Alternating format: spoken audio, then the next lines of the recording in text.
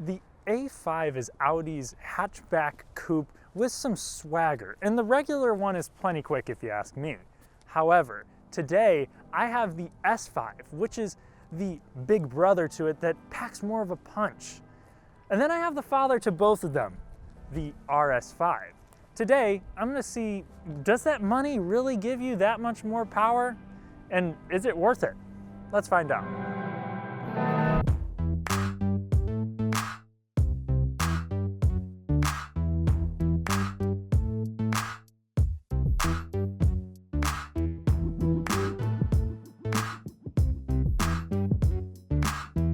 If you like what you see, please make sure to subscribe. That way you get quality content and I get closer to making this a full-time gig. Hey, maybe even follow me on Instagram.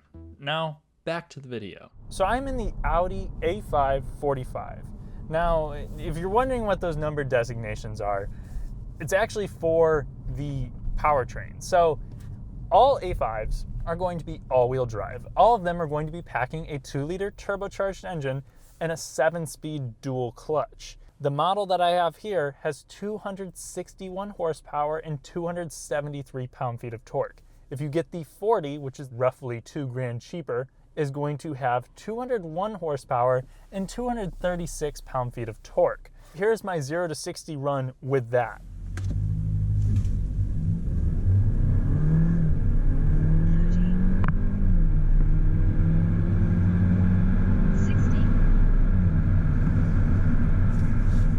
My result of 6.5 seconds with rollout is more than reasonable. Audi quotes that this one should be able to do 0 to 60 in 5.4 seconds. Now keep in mind, you cannot get the 40 with the coupe. Just like with the 40, I'm going to put it in dynamic mode. I'm going to shut off the traction control. And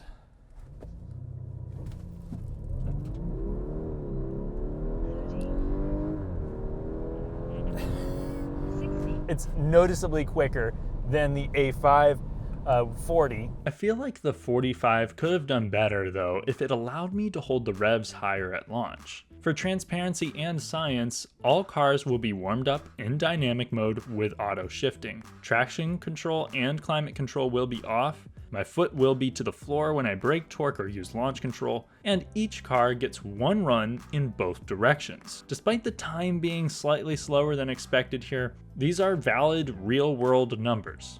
Both of the A5 powertrains come with a mild hybrid setup, and it also runs some of the accessory equipment. It allows it to do more fancy auto stop-start. In terms of sportiness, you can put it in the sport mode and it stiffens up the steering. There is a sport suspension package, which this does have, and it definitely makes the ride, pretty stiff. It's definitely a capable car. However, personally, I think it's a little bit too stiff for my taste. An adaptive suspension unit is apparently available on the Prestige, but I'm having trouble locating one. Nor can I actually find it on the Audi website. The difference between 60 horsepower is, I guess, 0.9 seconds. Personally, it is noticeable. I would be fine with either model, but for only $2,000. All right, now let's hop in the S5. The S5 features a completely different powertrain. Starting with the transmission, you have an 8-speed automatic. It's not a dual clutch. And it's just as reactive as the unit in the A5. They use this transmission because it was able to handle the extra power of the 3-liter turbocharged engine. It produces 349 horsepower and 369 pound-feet of torque. This has an available dynamic steering package. This does not have that. And as a result of it, the steering is still numb. Now, it is direct, it is very precise.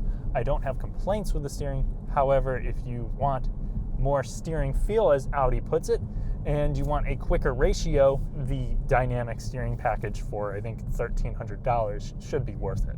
This model also has the Sport S package, which gives you the Sport rear differential. You will also get the Sport S adaptive dampening package, which seems to work very well. I definitely recommend it.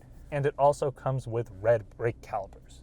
Dynamic mode on which will also come in with the exhaust note. You'll hear it very slightly.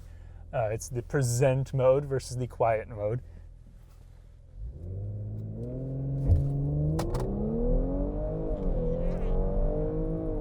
That felt faster. Oh man.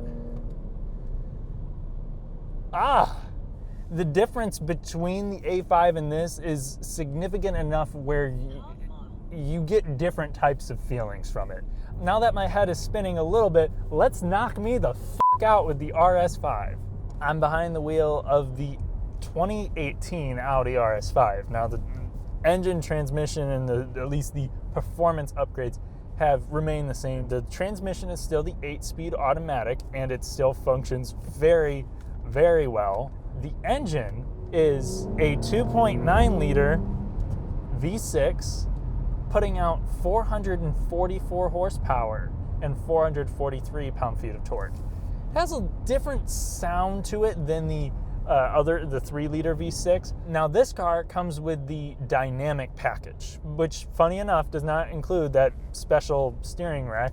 It still feels very quick. It is quite precise, but it's not darty. It's a rather easy car to drive down the road, and if you put it in the comfort setting and the road isn't too bad, I would say that it's quite comfortable. And something that I've noticed is that even though this suspension is stiffer than the A5 with the sport suspension package, on this road in particular, I'm not feeling the same choppiness. It's like this is a more sophisticated setup. However, I will have to note, over bumps and stuff and imperfections, you're going to feel every single one, even in the comfort setting in here.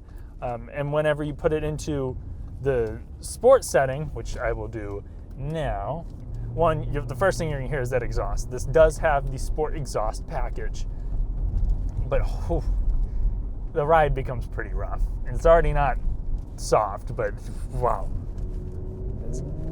Now this is gonna have the sport rear differential as standard. The dynamic package in this case includes dynamic ride control, which I am not going to get up to its limits to really be able to feel the difference between it. I mean, I can notice definitely that this doesn't have much body roll at all. It's actually a hydraulic system that's designed to keep the body under control through hard cornering and really make it feel lighter on its toes, and I think they did a pretty good job of achieving that. Okay, 0 to 60, same stuff. All right, dynamic everything. Oh man, holy shit! Oh, Jesus Christ. I have not felt that since the RS3, and that is definitely more violent than what the RS3 was, which is kind of interesting because this has an 8-speed and not a dual clutch like the RS3. Wow, okay.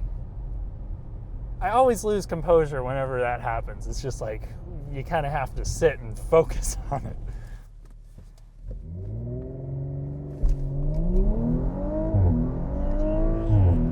I'm gonna pass out.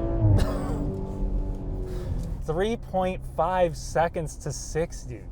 Okay, so my impressions after driving each of the A5s, all of them pack a pretty reasonable amount of performance. The S5 is a different level, but the RS5 is a different animal. Now, the S5 is probably my personal pick, just because you can get into one for the low 50s if you play your cards right, and it is the next level performance. Like the A5s, the between the 40 and the 45, I would not say is at a different level. It's like putting a tune on a car. I think that this just, oh my God. You understand why the car new costs $80,000 stock. The RS5 is for the person who wants the ultimate sports car with daily life credentials for less than $100,000. The S5, on the other hand, doesn't compromise on comfort and should be cheaper and easier to maintain than the RS5. The S5's starting price is much closer to the A5 though, so I can see more people with this question: A5 or S5? Quick disclaimer, this is an opinion, so if you disagree or agree, voice your own politely in the comment section below. Anyway, here's my take. If you can afford it, and performance is a priority to you, get the S5. After driving all of them, I can say the S5 transcends sport and comfort the best. In fact, you get all of the comfort of an A5 with exhilarating, consistent straight-line performance. Plus, it looks cool. If you don't have the cash or want cheaper running costs, the A5 is still a good option and shouldn't disappoint in performance. I would just personally skip the sport suspension as it takes some of the luxury out of the ride, and the A5 isn't going to be a performance model anyway. When it comes to the A5 40 versus 45, neither of them knocked my socks off or disappointed me, but for roughly $2,000 depending on the trim, it's kind of hard to deny the extra passing power of the 45 unless you are really strict on that budget or have absolutely no desire for the extra power. No matter which model you choose, when it comes to performance, these Audis have a respectful kick to them. They don't offer the emotion that some competitors might have, but their no-nonsense capabilities, high quality, and all-weather confidence make them worthy vehicles in each of their respective classes. Thanks for watching. If you enjoyed the video, please consider subscribing, and I'll catch you in the next one. I'd also like to thank my friends at Royal on the Eastside in Bloomington, Indiana for providing the Audis for this test. If you're looking for something new, used, or just plain cool, check them out.